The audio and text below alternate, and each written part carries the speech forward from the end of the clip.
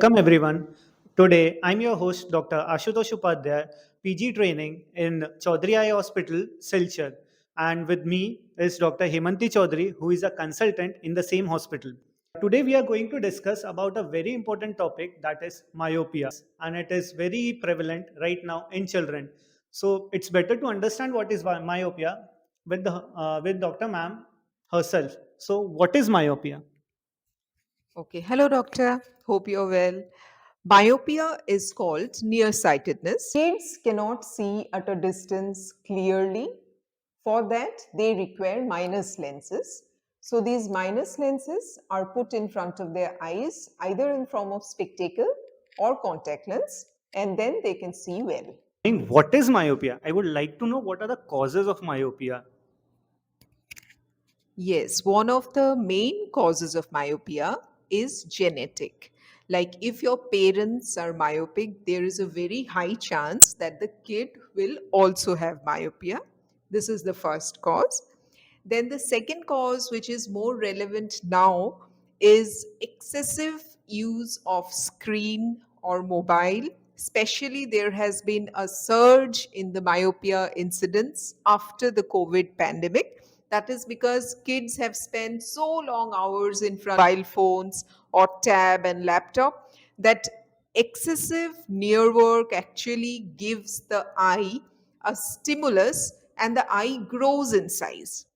What happens in myopia is, as you are aware, the eye grows in size, so the rays of light coming from infinity are not focused in the retina and they're focused in front of the retina. So, this is again another important cause. And a third cause is if there is very less outdoor activity, like which has again come down now very much. So lack of sunlight exposure, lack of outdoor activities, these are also known to cause myopia. So, ma'am, can you now describe about the treatment modalities that can be done in this myopia? Yeah, sure. Treatment, as I have already mentioned, one is spectacle, which is the most common. The second is contact lens for someone who is not interested to wear glasses. But here again, I would like to say that spectacle are far safer for kids because in contact lens it requires a lot of care. So if somebody is above 16 years or above 18 years, he or she can go for contact lens. Otherwise, we would suggest spectacle. Now, again, there is a now special kind of spectacle which has recently come up. It has already come in the market. This is in the last 3 years it has come. That is called myopia glasses. So that is again an advancement. What happens in myopia glasses is it can actually control the progression of myopia. So this is a very good option for kids having myopia. It progresses very fast in children. I have also seen some cases here.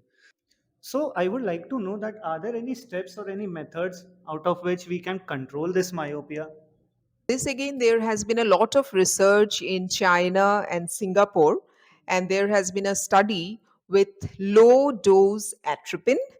Low dose atropine is 0.01% atropine. It has been seen that if this eye drop is used in kids between 6 to 16 years, there is a 66% reduction in the progression of myopia. So, this is a very important thing. But again, I have to tell you that what it does is it basically changes the length of our eye. So, before starting this treatment, you have to get your kid's eye checked. The length has to be checked by a special test, which is the optical biometer. We have this at our center. So, what we do is we do the optical biometer of the kid, check the length of the eye, put the kid on low dose atropine, and then the kid has to be monitored 6 monthly with the axial length measurement. Is there any way that we can control this myopia or reverse this myopia? Control, as I have already said, the low dose atropine, and one more I have said is the myopia glasses. Myopia glasses are coming from two, three companies, no financial disclosure. So, one has been proved, which is by Essilor, the Stellest myopia correction lens, and another is by Hoya, the MyoSmart lens. And now let us discuss whether the myopia can be reversed, as you were telling. So yes, of course, there are two surgical options. One option is your laser correction, but both these surgical options can be done only after 20 years of age. Now, you might wonder why again to Hmm. 20 years? That is because till 16 years and then up to about 20 years, the child is still growing. So, once the growing period is over, then we can do the myopia correction surgery, one being laser and the second being implantation of a contact lens inside the eye, which is called ICL or IPCL, which is again available at our center. So that is implanted by a very small procedure, and then the child, now it is of course a 20-year-old, so we cannot call him or her a child. So the 20-year-old person can see clearly without glasses or contact lens. It is a very advancement which has occurred. And finally, I would like to ask that what are the steps that parents can take to know that is their children developing myopia or not, or if they have developed myopia, what are the steps that they can do to control this? How the mom and dad will know that my kid requires a eye examination? One thing is very common which happens with kids who are having myopia is, you will note, just give me your cell, like they will often look at their books or copies like this. Okay, this is something, but parents will so addicted to the mobile, so he is taking the mobile close to her. This is one. Another is, you will note, or the parents might have noticed, that the kids go in front of their TV and they go very close to their TV and watch the TV from close distance. This is because the kid cannot see the TV from back. From sitting in the sofa, the kid cannot see the TV, so he goes in front of the TV. So these things has to be noted. And one more thing, we often get, the teachers are quite like smart, and often the mom says, teacher has said, please get your kids eyes checked because your kid cannot see from back benches. So these are some points which the parents have to keep in mind. Also, if any of the teacher is watching, please keep it in mind. If any of your student cannot see or cannot write properly from the blackboard, sitting at the fourth or fifth bench, please get their eyes checked by their parents. This is one.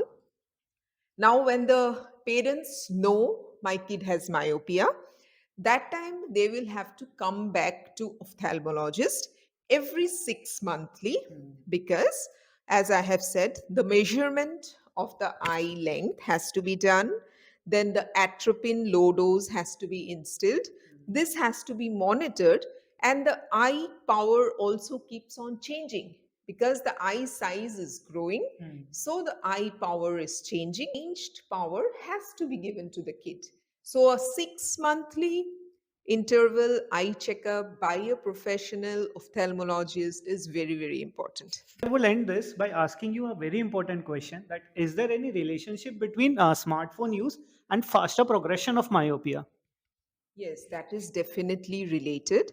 So, any kid who is into too much of mobile viewing, or it can be tab or laptop, this has to be stopped.